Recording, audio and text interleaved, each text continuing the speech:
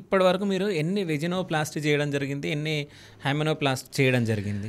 రఫ్గా ఒక 70-80 పైనే వెజనోప్లాస్టీ చేయడం జరిగిందండి. ఓకే. అంటే తక్కువ ఏజ్ ఉన్న ఫీమేల్స్కి ఎవరికైనా చేయడం జరిగింది? అంటే పిల్లలకి స్కూలింగ్ అని కాలేజ్ అట్లా ఎప్పుడు చేయలేదండి. అలాంటి వాళ్ళకి ఎలా చేస్తామంటే వెజనోప్లాస్టీ అంటే ఇప్పుడు నేను చెప్పిన ఇండికేషన్స్ ప్రకారమే అనుకుంటున్నాను మీరు. ఏదో వర్జినిటీ కోసం, టైట్ కోసం, ఏదో ప్లెజర్ రావటం కోసం కాదండి. వెజనోప్లాస్టీ అనే ప్రొసీజరు పాపం 12 years 13 years పిల్లలు లోపల యూటిరస్ గర్భసంచి ఫామ్ అయిపోయి ఉంటుంది. ఆ గర్భసంచి నుంచి వాళ్ళకి పీరియడ్ స్టార్ట్ అవుతాయి. అవును. కానీ అందులో ఉన్న పీరియడ్ బ్లడ్ బయటికి రావడానికి ప్యాసేజ్ ఫామ్ అవుతుంది. ఓకే. వెజనల్ ఎట్రీసియా అంటాం. ఓకే.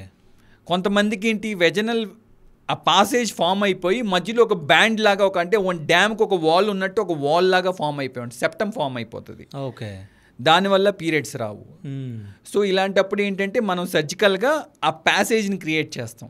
ఓకే. చేస్తే ఆ పీరియడ్ బ్లడ్ అంతా బయటకు వచ్చేయడానికి. దీన్ని కూడా వెజనోప్లాస్టీ అని అంటాం. ఓకే. సో చిన్నపిల్లల్లోనూ చేస్తాము, పెద్దాళ్ళను చేస్తాము, మీరు చెప్పినట్టు యంగ్స్టర్స్లో చేస్తాము. దాంతోపాటు పాపం ఏదైనా మ్యారేజ్ ఉంటుంది, ఫస్ట్ మ్యారేజ్ బ్రేక్ అయిపోతుంది. So they are going for second marriage. If they want some change in their life they will come for vaginoplasty. So మనం ఎవరూ జడ్జ్ చేయటానికి లేదు. వాళ్ళకి 100 ప్రాబ్లమ్స్ ఉంటాయండి. Every individual has one concern. వాళ్ళకి ఏం concern ఉంటే మనం ఆ కన్సర్న్ని we have to take it.